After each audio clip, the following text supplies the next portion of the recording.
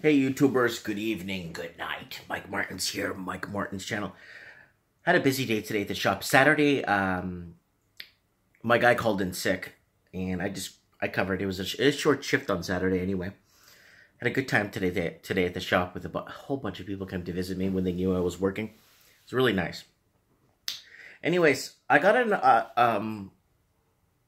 a reply here from somebody on the video I did. I gotta put my feet down so I can see what video it was. Trends in the housing market, open lines. It was just last Wednesday's trends in the housing market. Join me, guys, every Wednesday night. So it's from a guy named Soapy. Says, what the F is this?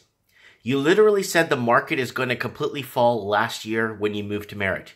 You are not qualified to be giving this information since you have zero background in real estate. I don't think you need a background in real estate to know things are not good in the real estate market. And then I replied to him, or her, not too sure, and said, in a normal market, it would have crashed 3 times over. I lived in a massive crash in Miami. You should be lucky. The person should be lucky to be seeing something like this because nothing like this has ever happened before. It's almost like it's a forced migration. Like pushing... remember Douglas Todd article I read for you guys? From The Sun? Thousands of white people living in Vancouver and Aboriginal people leaving into the interior. Look it up, Douglas Todd. Whites leaving Vancouver. I already put it up in this channel many times. So you guys can understand what's going on. And it says, I have zero background in real estate. So,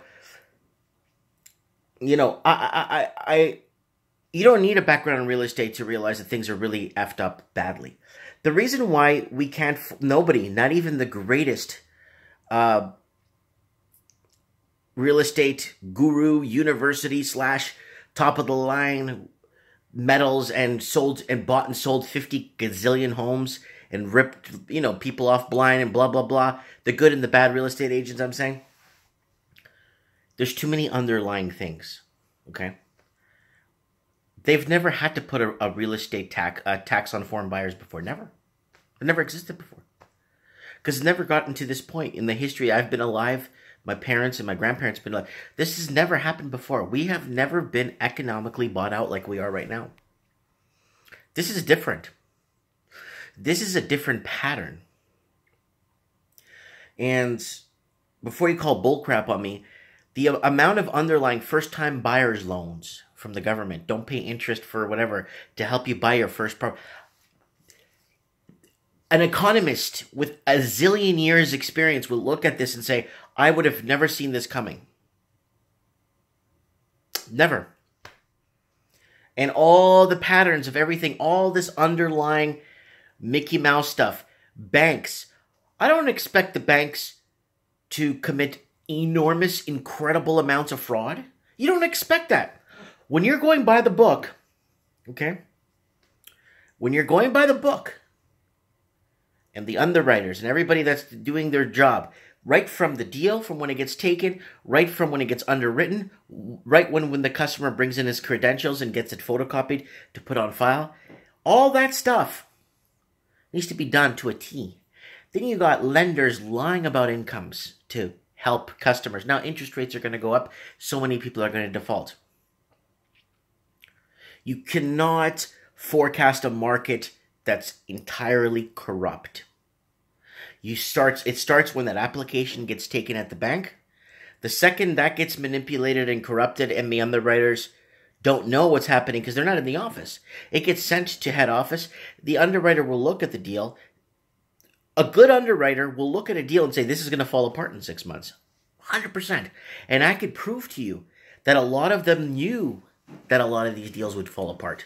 I can look at a deal, look at the CGS, TDS, and the LTV of the deal, look at the credit score, gaps on file, inquiries. I could tell you if a deal is going to fall apart. You know, looking at the TDS, I could tell you if the guy's eating off credit cards. You know what I'm saying? So what I'm trying to say to you guys, When the bank is doing doing what they can to get garbage deals on the books, then you got the real estate agents that go around that try and get the most commissions they can. Not all. I'm not saying there's a lot of nice real estate agents out there. I'm talking about the ones that are out there for the buck, not fitting the customer with products, but fitting them basically with, you know what I'm saying, not fitting them with what they need the most, but trying to get them with whatever they could fill them with, right? And then you don't expect that. So you don't expect the banks on what they're doing. You don't expect the real estate agents on what they're doing. And then the government. You don't expect what's going to come up last second in the government. What's going to be passed.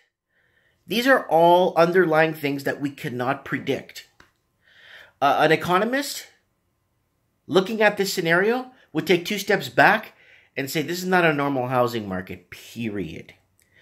A townhouse that I showed you guys in the video I did last night, worth $1 million, going up to $1 million. What are you, out of your mind? Anyways, so that's my message to Soapy. It's not that I can have zero background in real estate and still understand that this market is not a good one.